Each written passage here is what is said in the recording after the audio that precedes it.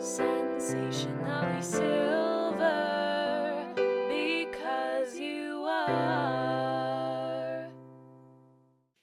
Welcome, everyone, to Sensationally Silver, A State of Mind, conversations with extraordinary, ordinary persons of age, people who are going to bring you information, inspiration, and validation. Join us.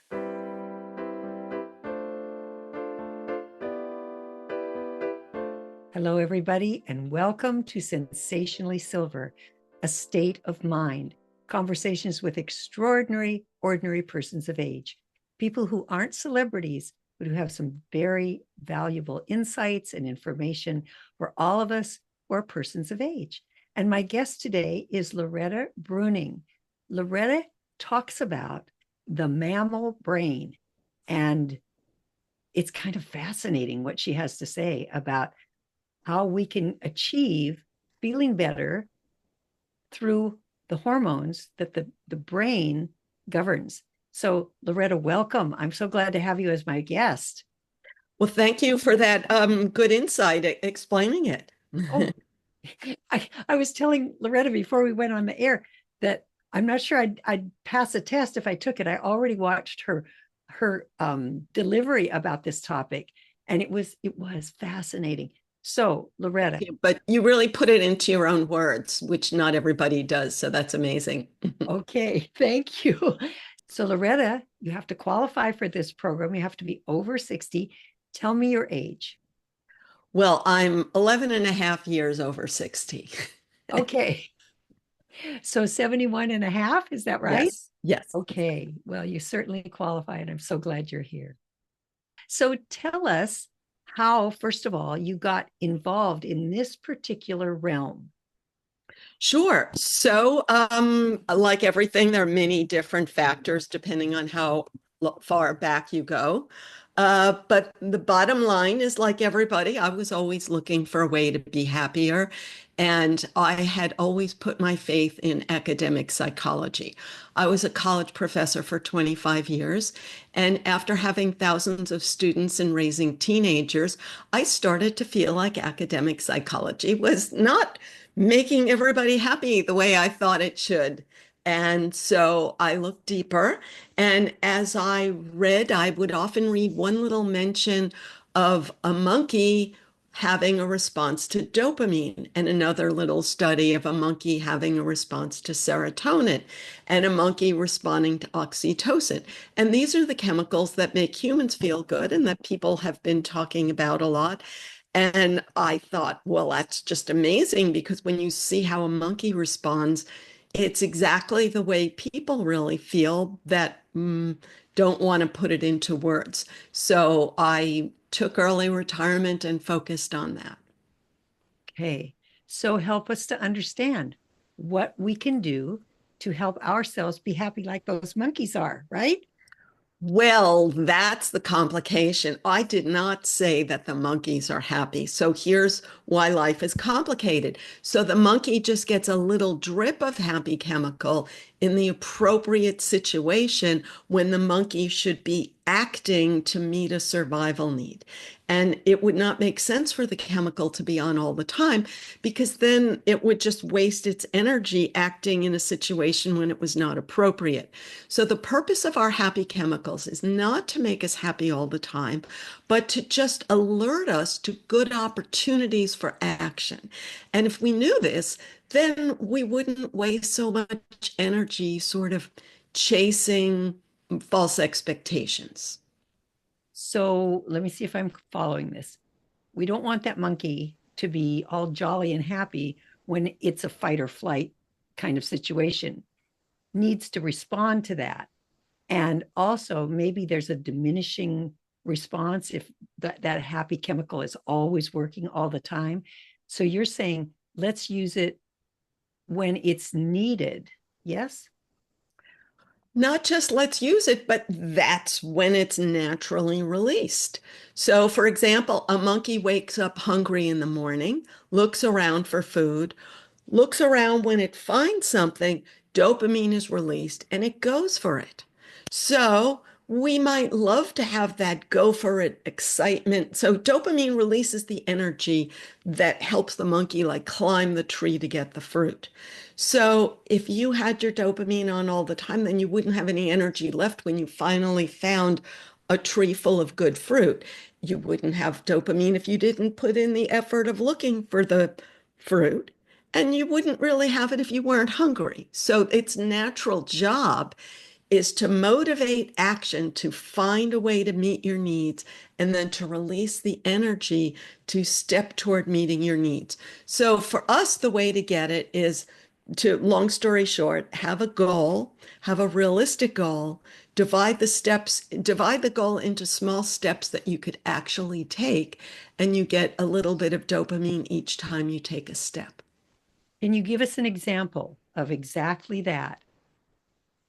Sure. So people have all kinds of goals. And personally, like I love to write a book because it's you sort of have that feeling of progressing toward a goal. When I'm not writing a book, I feel sort of aimless, like I just have like unlimited expectations or but I don't feel like I'm going anywhere.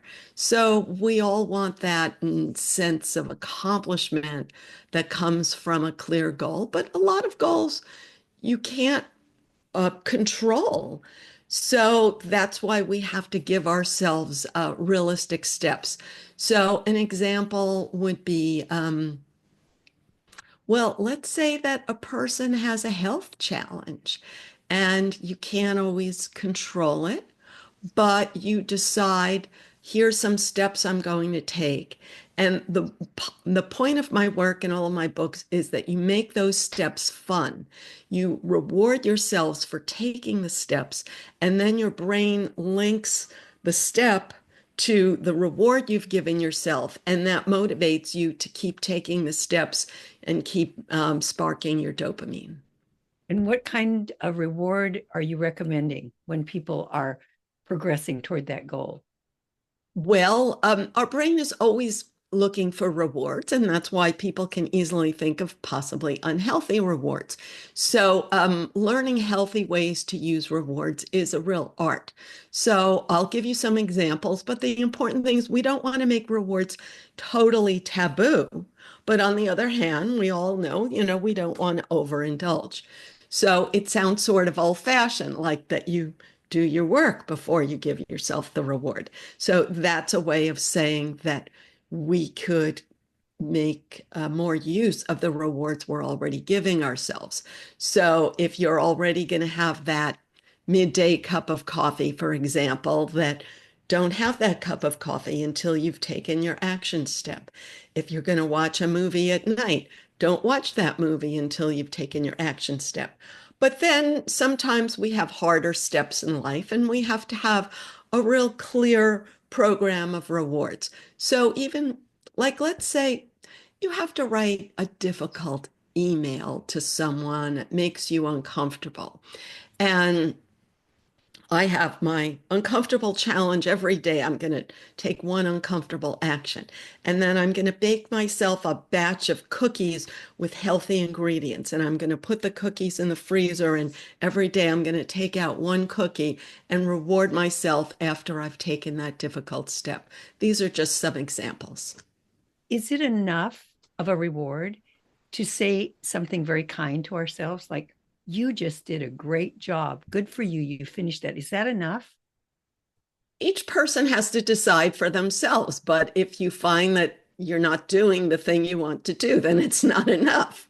And that the whole concept of rewards is quite taboo in the wellness world. And that's why we're told that, patting yourself on the back is the reward.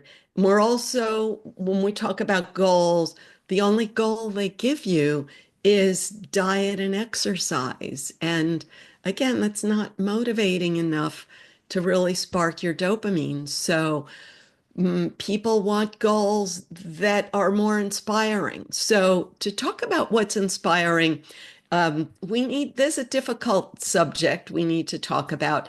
And the word for it is legacy.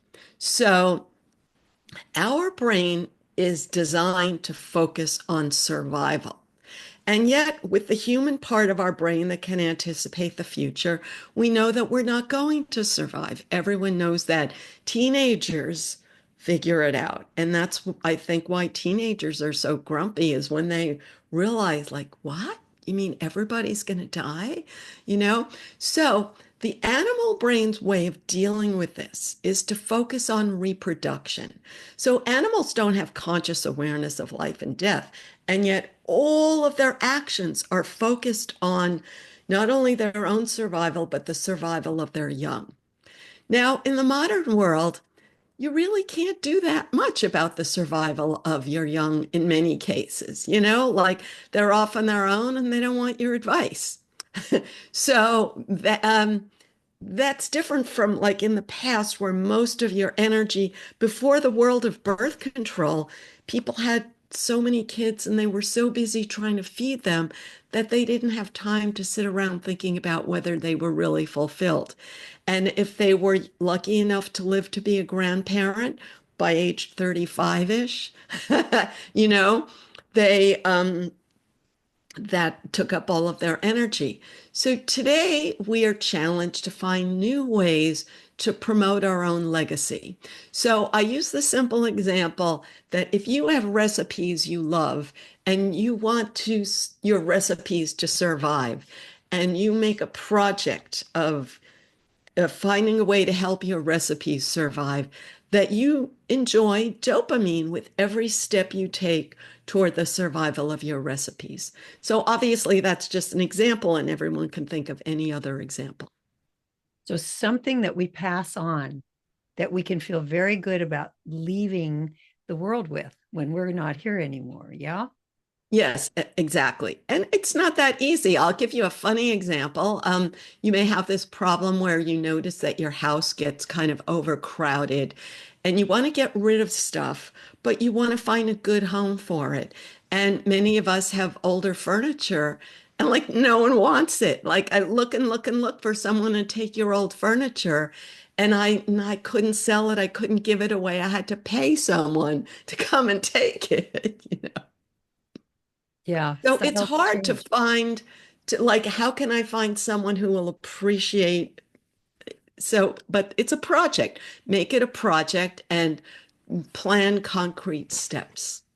Okay. And reward yourself as you go. Yes. Okay. Now you mentioned 3 hormones. We've dealt with dopamine. What else do we need to know about?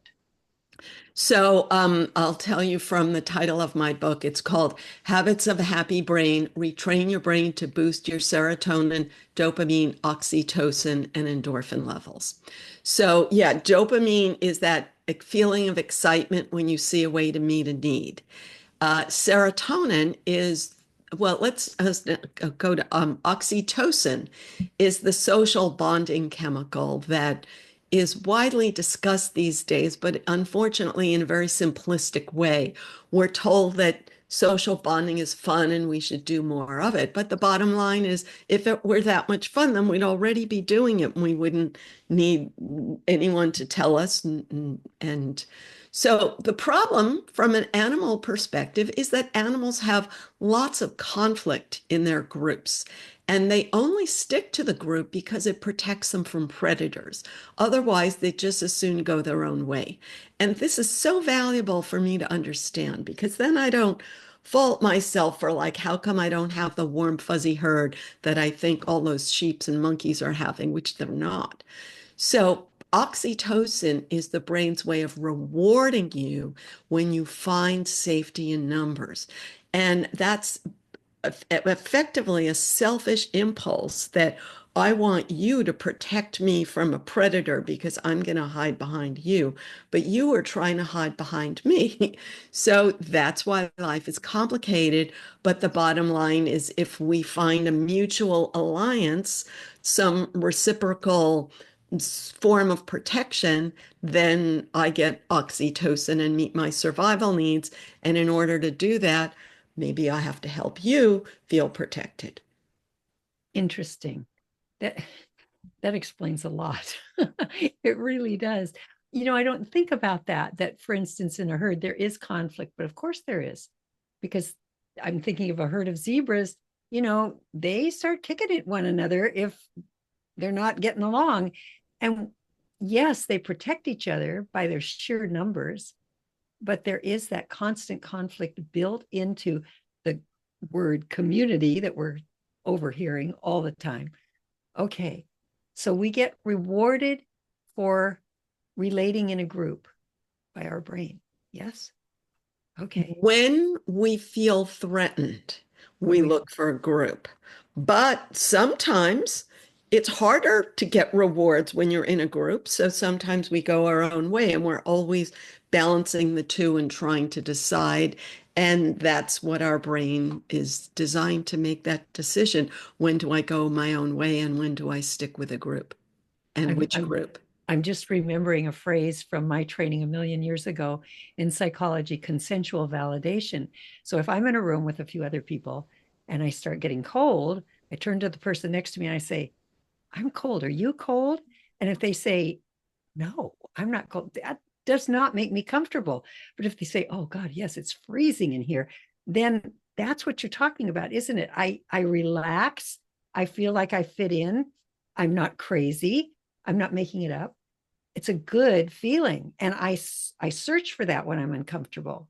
Okay, I think I'm getting it. Yeah, you're reminding me of this example. I don't know what you've been taught about this, but I'd love to hear what you think. So let's say I'm cold. And instead of saying, would you mind if we close the window? I say, are you cold? And you say, no, I'm not cold. And I interpret that as meaning, no, we can't close the window. I don't care if you're freezing or not. Right? So, if we can't always navigate by relying on what the herd thinks, and that's the famous example is a person who feels camaraderie when they drink alcohol and then they can't find it another way, and that becomes the excuse to drink, and it's sort of a chicken and egg problem. Okay. All right. Now, the next hormone, what's the next one that we So, serotonin, this is what people have heard about in the context of antidepressants. And everything we've heard of it has come from the pharmaceutical industry that funds the research. But before that, in the 80s, there was a lot of monkey research that was based on a whole century of knowledge that animals are very competitive in their groups.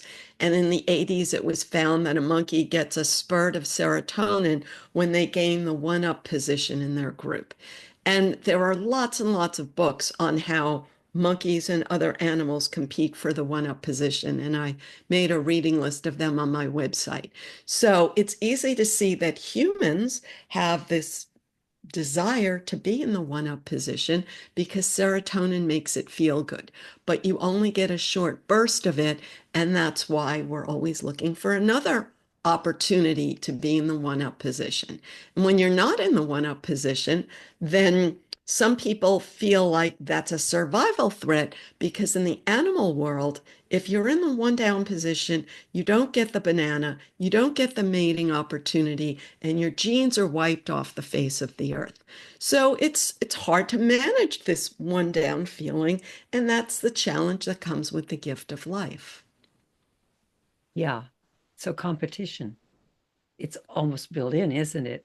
And in some ways, someone who's at the top is admired, made into a hero or whatever. But sometimes there's so much envy that that's not a particularly comfortable position to be in. With our celebrities, often we want to see them on a pedestal, but then we want to knock that pedestal down. So, yeah, it's a double-edged sword, isn't it? Yeah, very good summary. Exactly. Okay. And then we see the examples with public figures, but it's inside us every minute of every day. So we're better off understanding, okay, when I just talk to that person, how was I having one up or one down feelings? And how was I maybe projecting that onto them? Like they're putting me in the one down position or the one up position, you know?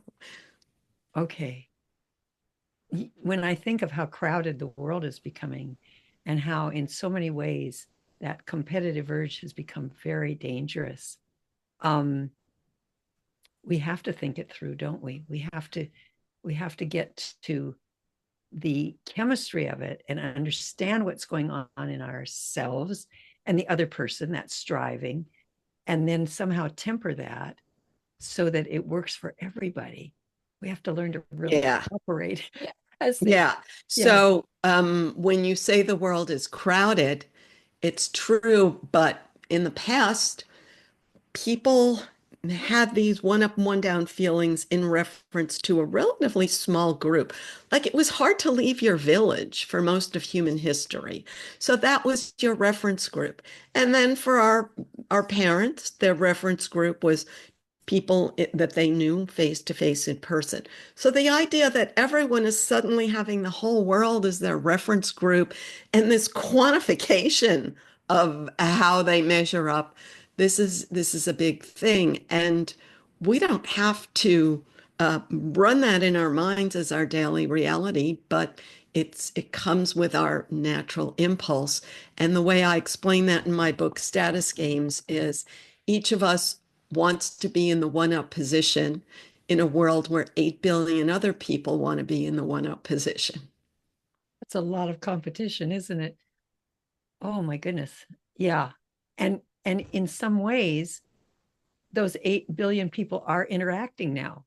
Before, just as you're saying, maybe 25 people, maybe 50, but not 8 billion who are there at the touch of a button, one way or another, and whose motivations have to be taken into consideration just as our own do.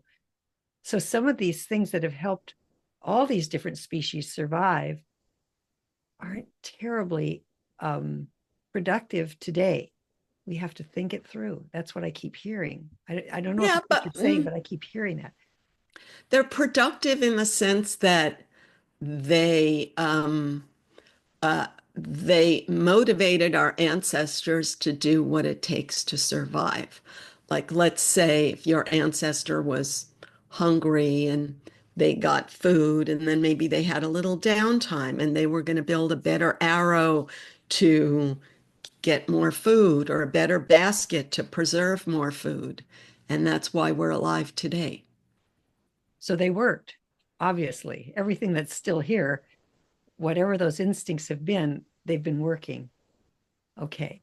And there's one more, isn't there? One more that we need to talk about? Yes, so endorphin is the brain's natural opioid. Endorphin means endogenous morphine. And it's only released when you're in real physical pain. So we're not meant to have it all the time. We're meant to seek the other three happy chemicals, but endorphin is only there for emergencies. And yet, sometimes people have habits where they do things to hurt themselves to spark endorphin. And the example that I am challenged by in my reality is this culture of exercising to the point of pain. And there's a lot of social pressure to do that. We know the term runner's high. And I just don't think it's healthy to exercise to the point of pain. And also other pursuits where people put themselves in danger. I'm thinking of Evel Knievel and the risks that were his life. I mean, his whole life was nothing but risky. People who are in movies doing the stunts. I know someone who's done that in her career, pretty hard on the body, pretty dangerous. And yet I think that probably was feeding her that high that you get from surviving something that was life threatening. Yeah. So You bring up a good point. Can I just mention yes. that's another chemical called adrenaline. Oh, And I haven't talked about adrenaline because I mostly focus on the happy chemicals. But our response to these chemicals is learned from experience. So, for example, Going on a roller coaster is adrenaline, and some people love it and some people hate it. So that, like, if you're gambling, some people love it and some people hate it. If you're skiing, some people love it. So a lot of this is learned from early experience, because that's when the biggest neural pathways in our brains get built. And then we get hooked, some of us, on that experience. Okay. This is, you've got books. We're going to put them up so people can see what is available from you, Loretta Breuning, and they can read in more detail about these chemicals that our body creates that adjust us to life in ways that feel good. Now, there are some that don't feel so good that we need to avoid. Is that true too? Yes and no. So cortisol is the threat chemical. And like all the others, it has its natural function. Like cortisol lets you know to get out of the road when a car is coming, for example. So we need it. But how do we know when our cortisol is released? Like a little child does not know to get out of the road when a car is coming. So we get wired from our past experience of when we're in danger and how to avoid it. And needless to say, some of us are too busy worrying about danger and how to avoid it. And cortisol is designed to motivate us to take action to protect ourselves. But sometimes there's not really anything you can do about the situation we're in. And that's why managing our cortisol is such a valuable skill. And for example, at night when you're tired and bad thoughts tend to come, if you have a routine, like what am I going to do at night to relax without letting myself get flooded by bad thoughts? And that's when many people's bad habits take over. But you can have a routine of good habits that also allow you to unwind without, without giving into cortisol. Loretta, do you mind sharing with us what you do in those dark reaches of the night? How do you relax yourself rather than, because I can do that. I have a little routine too. Um, what do you do? Sure. So first thing is I don't look at anything upsetting like after dinner. I save that like by the afternoon. That's it. And then I accumulate tasks that I need to do so I have some feeling of accomplishment, but they're not upsetting. So I save those kind of fun or kind of routine tasks for after dinner. And then by 9 o'clock, I watch a movie with my husband, and we don't watch an upsetting movie at all. And I don't eat after, like I have a cup of tea at 7 o'clock with my little cookie, um, and then don't eat anymore. But then, like many people, sometimes I wake up and, oh, then when I go to bed, I put something to listen to that's not upsetting. It doesn't make any loud noises or dings or anything, and that shuts itself off. And then also sometimes I wake up in the night and can't fall asleep. I listen to something, and also I have my whole collection of stuff to listen to that I like but is not upsetting. If I were going to sum up what you've been talking about today, and I may be way off, but this is what I get is put some energy, put some thought into watching how you respond to things and avoiding situations that are going to make you uncomfortable and thinking through discomfort, getting to the root of it, and just managing, using some energy to govern those parts of you that seem like they're not under conscious control, but you have some conscious control. Am I close? Yeah, yeah, very good. Great. Okay. Thank you. Okay. Well, before we stop, because we have to stop very soon, I want to ask you some personal questions. So, because you're a person of age, and it seems to me that you're very much still in your career, right? Well, I took early retirement in my early 50s. So I'm doing this you could say, as a retirement a project, that in the sense that I'm not making money from it. I'm just doing what I feel is true. I'm giving myself that gift of being in the truth, whether it sells or not. And frankly, it doesn't sell very well because not everybody wants to hear that their animal brain is producing conflict. Most people want to hear the warm, fuzzy view of life, that endorphin high is what is our natural state. And So, and the easy solution rather than some training of our way that our personality is functioning so that we can benefit from that training. Yeah, we all like it to be easy.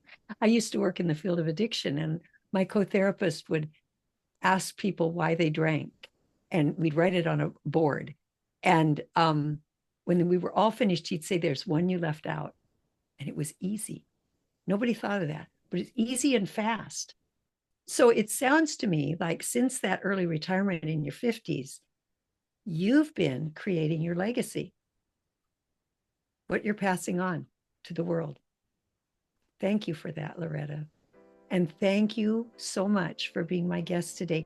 Thanks to all of you who have joined us. We'll see you next time on Sensationally Silver, A State of Mind. Bye for now. Sensationally Silver, A State of Mind is sponsored by Sensationally Silver, a complete hair care product line created especially for people with hair like ours, naturally gray and white hair. Sensationally Silver products can be found exclusively at sensationallysilver.com. Sensationally silver.